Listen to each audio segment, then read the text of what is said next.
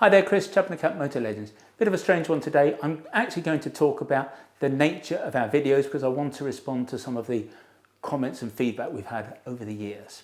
Anyway, if you like what you hear, if you like what you see, please don't forget, like and subscribe.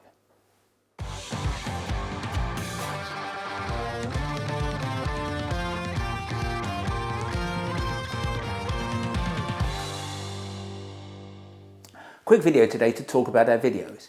A bit navel-gazing perhaps, maybe even a tad self-absorbed, but I wanted to respond to some of the feedback that we receive about them.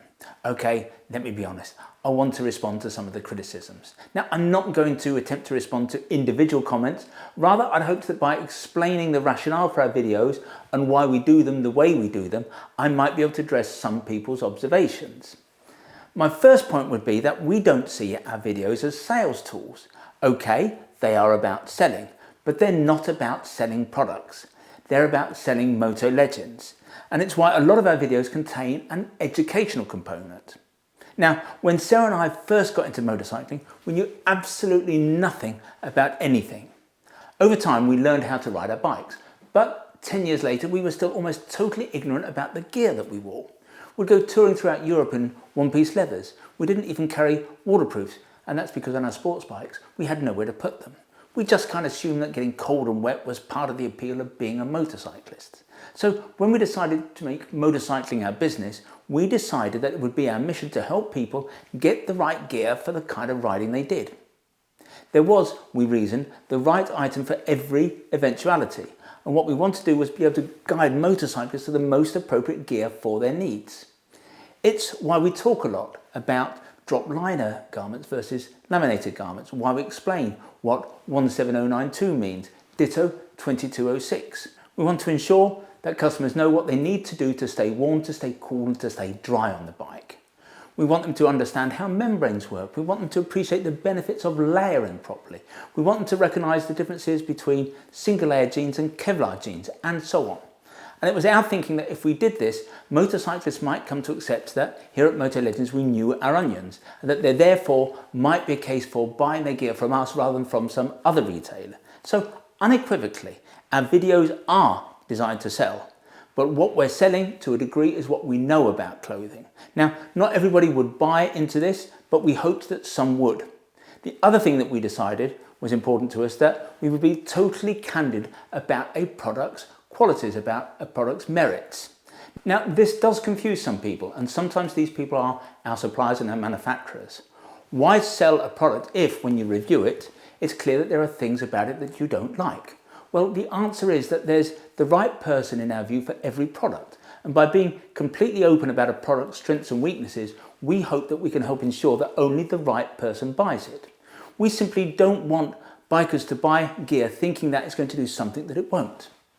I will sometimes, for example, point out a flaw in a product that some people might consider a fundamental weakness, but to others, this same flaw might be inconsequential as they're looking at other attributes on that particular product or garment.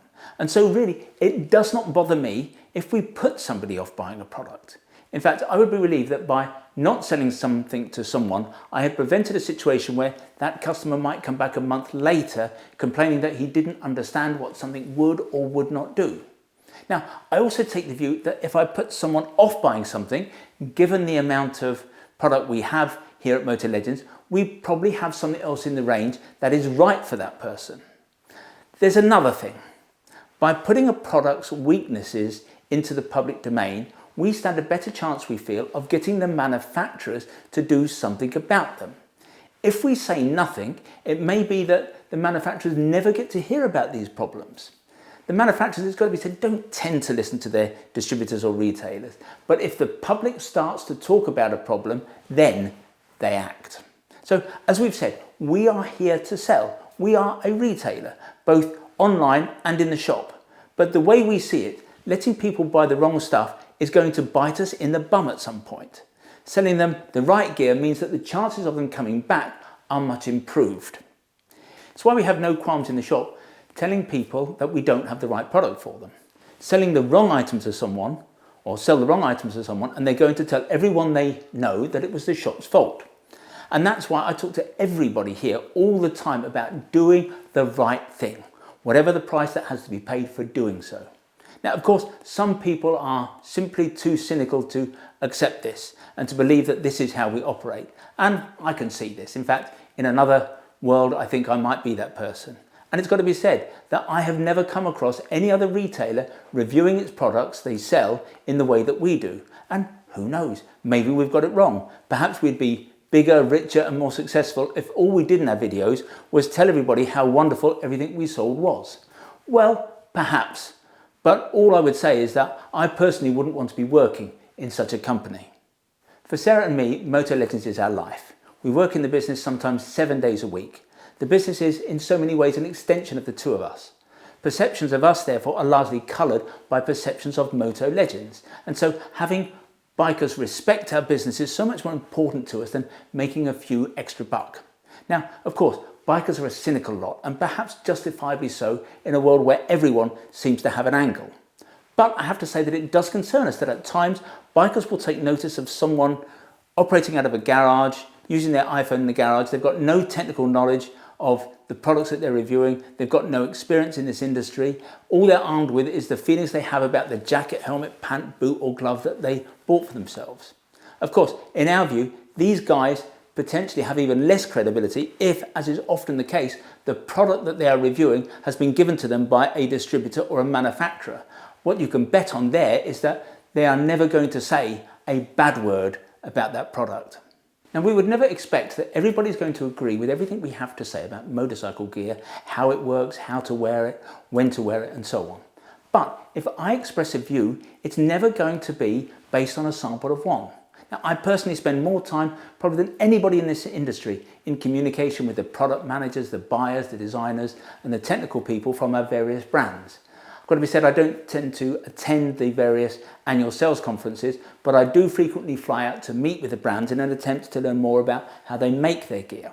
And in many cases, the manufacturers talk to us before putting something into production. And that's because they know that we understand the technical side of motorcycle clothing and that we're always interested in making it work better. But useful as our interactions are with the brands in helping us to understand the technical side or the technical attributes of the gear we offer, more valuable still are the interactions we have every day with our customers. And that's another thing that I think makes our videos different. Both Sarah and I are in the shop here pretty much every single day. We talk to customers about their needs, they tell us about their experiences and about what historically has worked for them and what hasn't.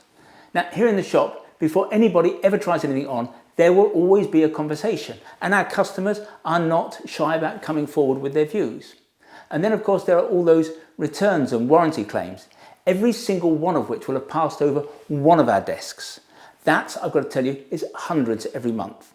And it's this kind of exposure that enables us to talk with a degree of authority about the strengths and weaknesses, the quality and robustness or otherwise of the products that we sell. The guys shooting videos in his garage and the videographer brought in by a retailer to produce videos have none of this exposure, none of this knowledge, none of this experience. And so even though we certainly don't get it right all the time, what you can be reasonably sure about is that if I express an opinion, you are not just hearing my view, or if you are, you're hearing my view, my opinion, informed by the conversations, correspondence, reviews and complaints that we are bombarded with on a daily basis. It is quite simply our desire to share with others what we know about motorcycle gear that perhaps explains why our videos are so different to anybody else's. The same, I suppose, could also explain why a lot of things we do here at Moto Legends are also a little bit different.